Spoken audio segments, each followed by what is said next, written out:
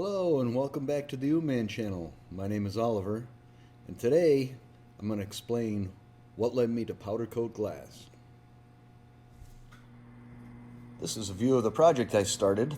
For all of those wondering why I was powder coating glass bottles, this kind of led into that whole situation. What this is a colloidal silver generator. This will convert these solid silver bars, and it'll dissolve some silver off into a solution and produce ionic silver, and then there's a process to convert that into colloidal silver, which I found out was really not the same thing, and some of the other videos you'll find on YouTube here will have you believe. The bottles need to be non-transparent. They cannot be clear glass because it is a photosensitive solution, and you don't want the ionic silver, the colloidal silver, to react to the sunlight. So therefore I powder coated them. Now got back to this portion of the project, and I built the actual colloidal silver generator. The unit, which is sitting on top here, is pretty simple. I took a couple pieces of plastic, and I took a little terminal block, and I wired that through a 1 megohm potentiometer. This way I can control the voltage on the circuit and reduce my 3 batteries, which are hooked together to give me 27 volts. I could reduce that down to 13 volts, which from what I've seen is an optimal setting, which will give you a colloidal silver concentration of 20 parts per million in an hour. So I figured I'd start that, or use that as my starting point, and see how it goes. Not too complicated. The 2 silver rods that I have here, they are 6 inches long. They're 99.9% pure, and they are 10 gauge, and they're flat wire. So they took a 10 gauge wire and stamped them flat. That gives us a little more surface area. It also allows us to put the flat sides here facing each other so that we have some optimal transmission of the power, or whatever you want to call it here. I'm not an electrical engineer, so please forgive me if I'm not using all the right terminology. Now that I got this thing together and it's ready to go into action, first thing I got to do is I'm going to go through and I'm going to sterilize everything, make sure everything is nice and clean, and I'll show you the next steps in the things you need to make before you start generating your colloidal silver. So hang on and I'll be right back. While we're waiting for the water to boil and sterilize our silver rods and our beaker, the next thing we need to do is we need to make a reducing agent. And the reducing agent for this process is going to be sodium carbonate. And since we can't easily find sodium carbonate, what we're going to do is we're going to make our own. What we're going to do is we're going to take baking soda, which is sodium bicarbonate, and we're going to put it in a toaster oven at 400 to 425 degrees for about an hour. And that will convert it, releasing the carbon dioxides and whatever else is in there. It'll release that and turn it into sodium carbonate. And we will mix that with some water, and that will become our reducing agent. And that will be used to adjust the conductivity of the distilled water we're going to be using to create the colloidal silver with. Now that I got my rig back together and the baking soda has been converted to sodium carbonate, we're going to make our electrolyte. The electrolyte is what we'll use to change the conductivity of the solution as it's being converted. The mix ratio is 1 teaspoon to 2 ounces of water, or 5 milliliters of sodium carbonate, to 57 milliliters of distilled water. So we're going to mix this up, and then we're going to put it into our nice little blue bottle here. and then we will move along, and next step will be to make our reducing agent, which we're going to make with some light corn syrup, which is the Caro in the corner there, and mix that with a couple ounces of water as well. So let me get this into the bottle and I will be right back. Next thing we got to do now that the electrolyte is done is we have to make the reducing agent. So for the reducing agent, we're going to use 1 ounce of distilled water and 1 ounce of the Caro light corn syrup. So I pre-measured everything here. All we have to do is pour that into here, mix it up.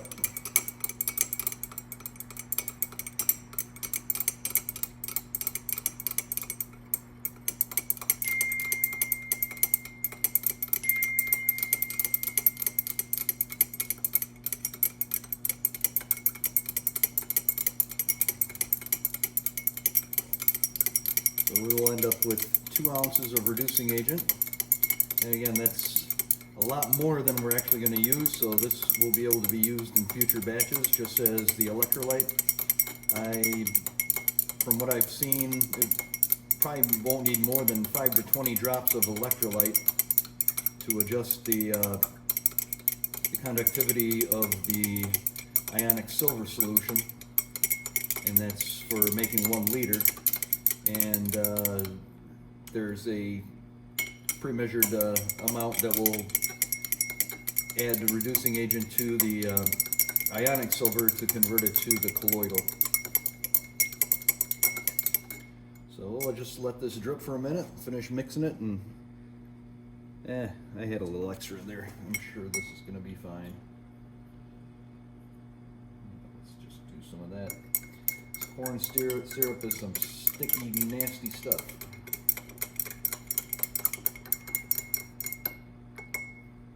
And that's all mixed up.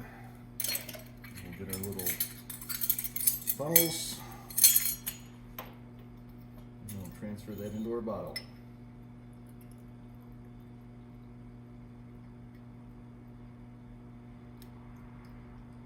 Whoa. That made a little more than 2 ounces. Well, let me get this mess cleaned up. Yes. So now, next step is we're going to measure out 1 liter of water.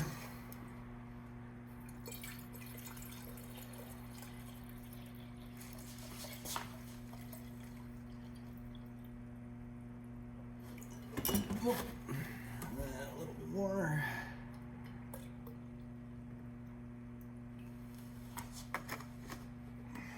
And we should be ready to go. One thing I'm going to do is I'm going to cut out here for a little bit. One note is you want to make sure that your rods are about 1 to 1.5 inches apart, and you want them to be parallel so that there's an even transfer of current all the way across. I've got these about 1.25 inches apart, so hopefully that's a happy medium in between the 1 and 1.5 inches. We'll see how it works. If the resistance and everything isn't right, we may have to bend them apart or together a little bit more. I think as long as we can adjust the conductivity of the water, we should be okay here. So let me play with it and I'll let you see how it's looking. Alright, well, I used the recommended starting point on that electrolyte, and I was having trouble getting it to maintain this 13 volts. So I figured that, it would jump from like 2 or 3 volts to 25 volts, and I couldn't dial that thing in and get it in the middle there. So I figured maybe what I needed to do was put a little more electrolyte in there, and I messed around with spacing and stuff, and then all of a sudden the water just turned god-awful chunky and brown, and the electrodes started turning black. So I decided I needed to make some adjustments and I would start over, and I started over here with this one, and I only put about 3 drops in this time, and I spaced the electrodes further apart. Now I'm able to dial it in, although it's still very difficult to get it set properly, I think I may have to look at changing that potentiometer. Maybe it's the wrong size or something. It's not fine enough of an adjustment, but I got to play around with that. Talk to an electrical engineer about that. Now it looks like the process is starting here, and it's very slow, so it's a very mellow process. It's not a very aggressive process, and that should give us a finer size of silver coming off there, more easy for if you're going to use this as some kind of a medicinal purpose. The smaller particles should be able to be used or dissolved more effectively. So we're going to let this run. I just started it over, so we're going to let it sit for an hour here and see how it looks. Well, we can see something is happening. I've been holding steady between 13 and 14 volts, and you can see the little bubbles coming off of it. And once in a while you get a little trailer coming off of the bottom of the tips. I'll see if I could capture one of those. Here you can see it. If you look at the tips of the rods, see a couple things that look like hairs going to the bottom of the jar. That's the silver coming off of the rods. You kind of whisper around there, and once in a while you get a little bigger burst. But the reaction is definitely working.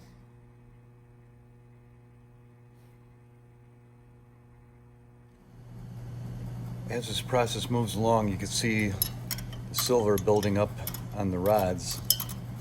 If you tap on the rods a little bit, you can see how that falls off of there. So we're approaching the end here, and as soon as we get a few more minutes ticked off on the clock, we'll move to the next step and turn this into a colloidal silver from an ionic silver. All right, we are now at the end of 2 hours. I decided to let it run a little bit longer to give it a higher concentration. And since this is the first time I did it, I was a little unsure if 1 hour was enough on this thing here. So we'll test it later to figure out what the actual parts per million concentration is here. But what we're going to do now is we're going to unhook it to stop the process. You can see it's a nice clear liquid. You can see that there's definitely silver dissolved in there. And what we have now is our ionic silver. Our next step is going to be to add our reducing agent, which is our cornstarch mix, or our corn syrup mix, I'm sorry.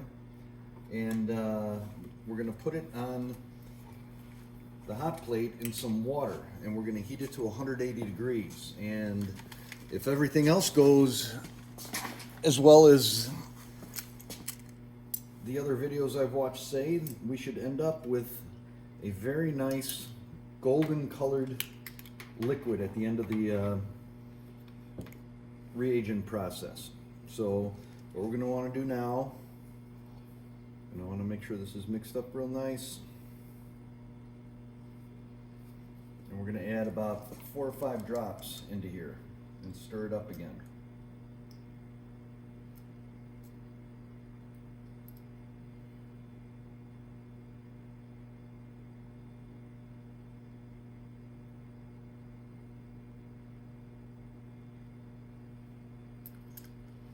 We'll go with 5 drops.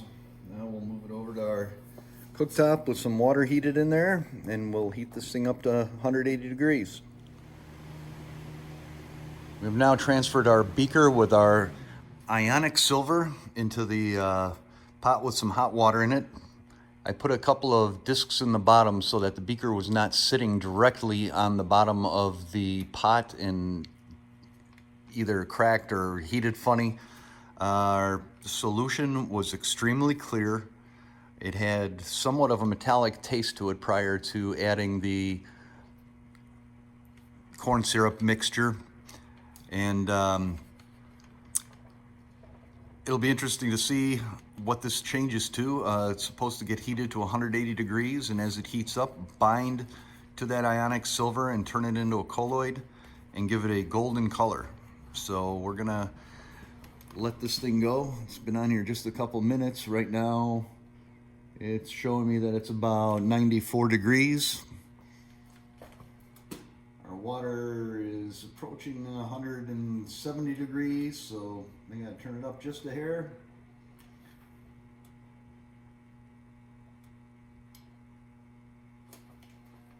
And we'll let it cook for a while, hit 180 and see what happens. Well, this has been cooking along for some time now, and I don't seem to be able to get over 178 degrees, so I think we're gonna call this done.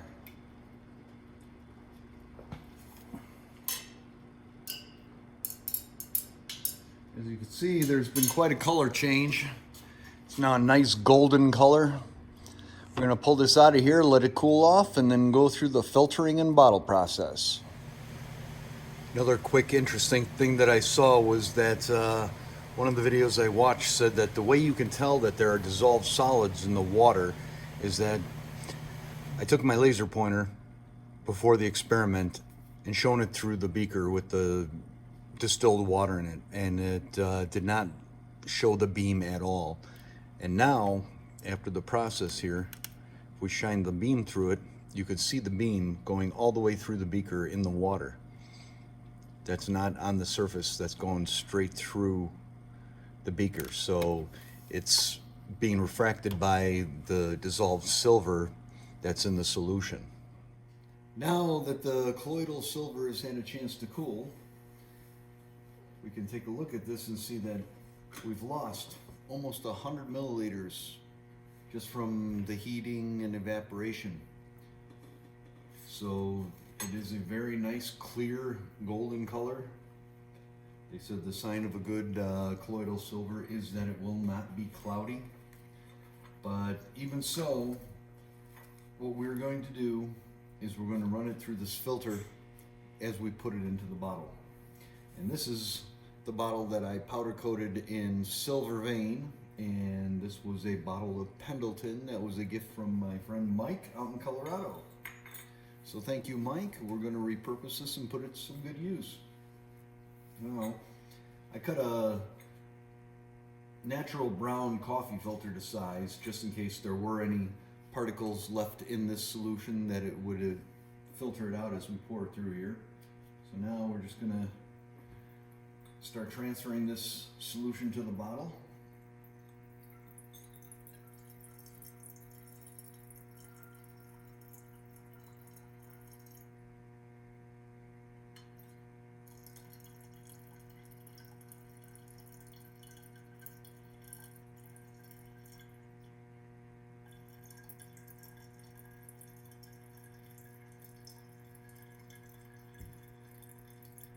And because the silver is in solution, it's not a solid in there that's going to get filtered out by this. This is just going to take out any large particles that may have found their way into here. But I'm not seeing anything getting caught up in this filter.